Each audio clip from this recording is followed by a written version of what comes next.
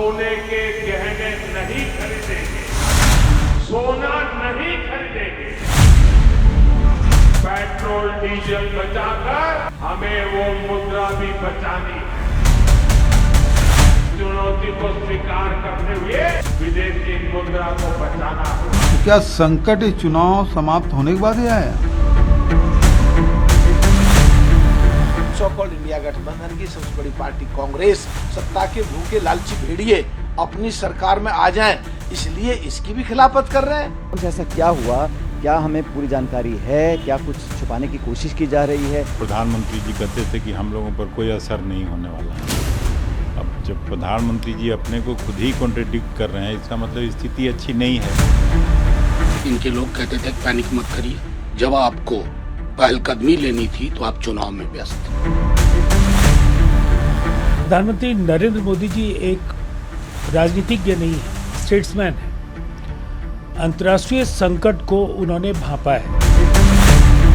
This is rather a dramatic appeal or directive from the Prime Minister.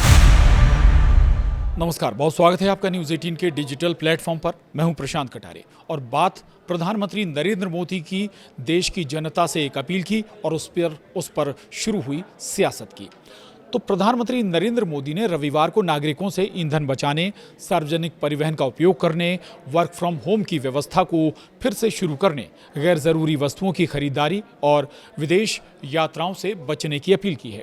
उन्होंने पश्चिम Asia में चल रहे युद्ध से उत्पन्न वैश्विक संकट से निपटने के लिए विदेशी मुद्रा को बचाने पर जोर दिया है। उन्होंने इस खास अपील से जुड़ा video social media platform x पर शेयर किया। उन्होंने वैश्विक आर्थिक व्यवधानों, सप्लाई चेन में आ रही चुनौतियों और अंतर्राष्ट्रीय संघर्षों के कारण बढ़ती कीमतों का सामना करने में भारत की मदद के लिए सामूहिक भागीदारी का आह्वान किया। उन्होंने देश को इन चुनौतियों से उबरने में मदद करने के लिए नागरिकों को कई उपाय सुझाते हुए इस बात पर जोर दिया कि देशभक्ति केवल देश के लिए प्राणों का बलिदान देना ही नहीं है, बल्कि कठिन समय में जिम्मेदारी से जीना और देश के प्रति अपने कर्तव्यों का पालन करना भी है। प्रधानमंत्री मोदी ने कहा कि वर्तमान स्थिति में देश को विदेशी मुद्रा की बचत पर भी विशेष ध्यान देना चाहिए। पेट्रोल, डीजल पूरी दुनिया में बेहद महंगे हो गए हैं, इसलिए ईंधन बचाना और इस तरह पेट्रोल और डीजल खरीदने पर खर्च होने वाली विदेशी मुद्रा को बचाना हमारी जिम्मेदारी है। पीएम मोदी ने नागरिकों से आग्रह किया है कि वे जहां भी उपलब्ध हो मेट्रो, रेल और सार्वजनिक परिवहन का उपयोग करके पेट्रोल और डीजल की खपत कम करें। निजी वाहन की आवश्यकता होने पर कार पूलिंग का विकल्प चुनें। माल ढुलाई के लिए रेल परिवहन को प्राथमिकता दें और जहां भी संभव हो इलेक्ट्रिक वाहनों का उपयोग बढ़ाएं। प्रधानमंत्री मोदी ने राष्ट्रीय हित में कोविड काल के दौरान अपनाए गए उपायों को फिर से अमल में लाने का भी आह्वान किया। उन्होंने कहा कि कोरोना काल में हमने घर से काम करना, ऑनलाइन बैठकें, वीडियो कॉन्फ्रेंसिंग जैसी व्यवस्थाएं अपनाई और कई ऐसी प्रणालियां विकसित की। हम इनके अभ्यस्त भी हो गए थे। आज समय की मांग है कि हम इन प्रथाओं को फिर से शुरू करें। ये राष्ट्रीय हित में होगा और हमें इन्हें एक बार फिर प्राथमिकता देनी चाहिए। पीएम मोदी की खास अपील है ये। प्रधानमंत्री ने नागरिकों से अपील करते हुए कहा कि अनावश्यक विदेश यात्राओं से बचें, विदेश में छुट्टियां मनाने और विदेशी शादियों से बचकर घरेलू और पर्यटन और भारत के भीतर समारोह आयोजित करके विदेशी मुद्रा भंडार को संरक्षित करने में मदद करें। उन्होंने लोगों को विदेशी मुद्रा की निकासी पर दबाव कम करने के लिए 1 वर्ष तक गैर ज़रूरी सोने की खरीदारी से बचने की सलाह भी दी। प्रधानमंत्री मोदी ने नागरिकों को मेड इन इंडिया और स्थानीय स्तर पर निर्मित उत्पादों को प्राथमिकता देने के लिए प्रोत्साहित किया, जिनमें जूते, बैग और सहायक उपकरण जैसी दैनिक उपयोग की वस्तुएं शामिल हैं। उन्होंने परिवारों से खाद्य तेल की खपत कम करने का आग्रह किया और इस बात पर जोर दिया कि इससे राष्ट्रीय आर्थिक स्वास्थ्य और व्यक्तिगत स्वास्थ्य दोनों को लाभ होगा। वहीं केंद्रीय गृह मंत्री अमित शाह ने प्रधानमंत्री मोदी का वीडियो एक्स पर पोस्ट करते हुए कहा कि वैश्विक संकट के इस दौर में मोदी जी ने देशवासियों से दूरदर्शी अपील की है। पेट्रोल डीजल के सीमित उपयोग, वर्क फ्रॉम होम को बढ़ावा देने और रासायनिक उर्वरकों को छोड़कर प्राकृतिक खेती अपनाने का उनका आह्वान भारत को आत्मनिर्भर और ऊर्जा सुरक्षित राष्ट्र बनाने के स्पष्ट रूपरेखा है। ये वैश्विक चुनौतियों के बीच देश को स्थिर, मजबूत और अग्रणी राष्ट्र के रूप में स्थापित करने में निर्णायक साबित होगा। अब आपको ये भी बता देते हैं कि आखिर भारत का जो विदेशी मुद्रा भंडार है, या कहें कि कैसे भारत की जो मुद्रा है वो विदेशों में जा रही है या कहाँ कहाँ से क्या क्या और कितने में आयात करना पड़ता है। जो 4 मदें हैं, करीब उन 4 मदों में ही 22 लाख करोड़ रुपए भारत की तरफ से खर्च किए गए। सोने का जिक्र कर लेते हैं। सोने में सालाना 6 लाख करोड़ रुपए से ज़्यादा का खर्च भारत कर रहा है। तो भारत में हर साल सोने के आयात पर लाखों करोड़ रुपए खर्च हो रहे हैं। 2024 से 26 में ये आंकड़ा करीब 4,89,000 करोड़ रुपए था, जो 2025-26 में करीब 6,40,000 करोड़ का हो गया। और वर्ल्ड गोल्ड काउंसिल की ताज़ा रिपोर्ट बताती है कि 2026 की पहली तिमाही में भारत में निवेश के लिए सोने की मांग गहनों से भी ज़्यादा है। और विदेश यात्रा का जिक्र कर लेते हैं। विदेश यात्रा में 3 लाख करोड़ रुपए करीब भारतीयों ने खर्च किए हर साल। 2023-24 का जिक्र करें तो विदेश यात्राओं में भारतीयों का कुल खर्च 2,72,000 करोड़ रुपए था, जो 2025-26 में 3,65,000 करोड़ रुपए हो गया, यानी करीब 3.5 लाख करोड़ रुपए से भी ज़्यादा। यानी भारतीयों ने विदेशों में इतना खर्च बढ़ा दिया। अब बात फर्टिलाइज़र की भी कर लेते हैं। करीब 1.5 लाख करोड़ रुपए का फर्टिलाइज़र भारत ने आयात किया है। इस साल भारत ने विदेशों से करीब 1.5 लाख करोड़ रुपए का फर्टिलाइज़र खरीदा है। ये पिछले वित्तीय वर्ष की तुलना में करीब 76% ज़्यादा है। और हम अपना सबसे ज़्यादा फर्टिलाइज़र कतर से आयात करते हैं, जो ईरान के हमलों की चपेट में है। इसलिए फर्टिलाइज़र के दाम भी बढ़े हुए हैं। और अब चौथी जो सबसे बड़ी, जहाँ सबसे ज़्यादा पैसा खर्च किया गया, वो है कच्चा तेल। इस साल करीब 10 लाख करोड़ रुपए का तेल आयात करना पड़ा भारत को। भारत ज़रूरत का करीब 70% तेल आयात करता है और इस पर 2024-25 में 11,66,000 करोड़ रुपए खर्च किए गए।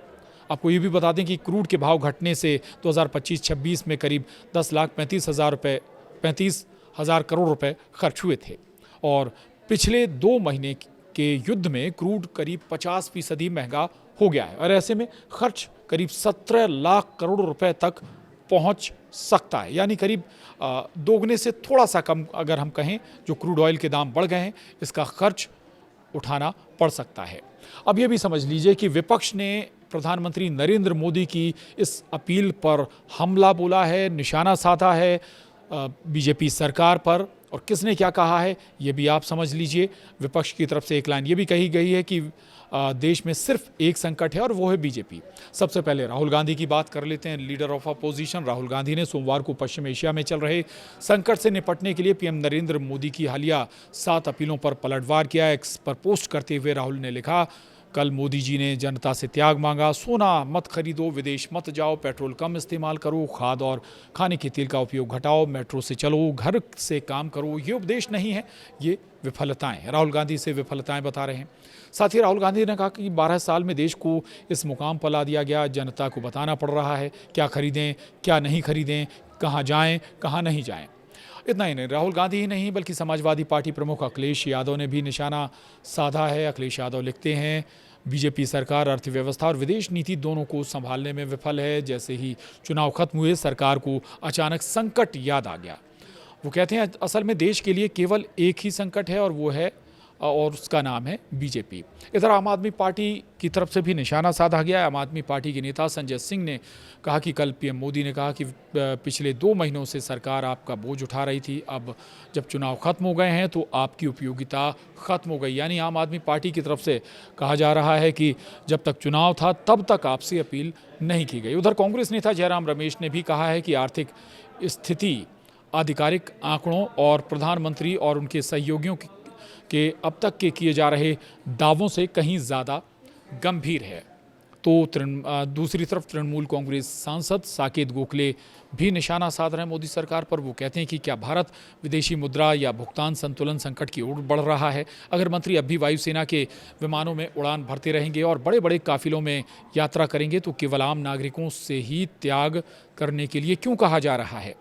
ये भी सवाल उठाते हैं कि कई राज्यों के चुनाव खत्म होने के बाद ही इस तरह की घोषणा आखिर क्यों की गई है। तो सवाल भी उठाए जा रहे हैं। प्रधानमंत्री नरेंद्र मोदी ने देशवासियों से अपील की है, कई स्तर पर पेट्रोल डीजल का इस्तेमाल कम करने की अपील है, सोना अगर बहुत ज़्यादा ज़रूरी नहीं है तो सोना ना खरीदने की अपील भी है, खाद्य तेल कम इस्तेमाल करने की अपील भी है, ऐसी कई और अपीलें भी उन्होंने की हैं और उन अपीलों के आधार पर विपक्ष निशाना साध रहा है। लेकिन आपको ये भी याद दिला दें, समय समय पर ऐसी अपीलें की जाती रही हैं। 1965 में पाकिस्तान के साथ भारत का युद्ध चल रहा था, तब खाद्यान्न का संकट था और उस दौरान लाल बहादुर शास्त्री प्रधानमंत्री हुआ करते थे। उन्होंने देशवासियों से सप्ताह में एक दिन अवकाश रखने की अपील की थी ताकि खाद्यान्न संकट से निपटा जा सके। अब इसी तरह से प्रधानमंत्री रहे अटल बिहारी वाजपेयी ने भी जब परमाणु परीक्षण हुआ तब अमेरिका ने कई तरह के आर्थिक प्रतिबंध भारत पर लगाए थे और उस दौरान भी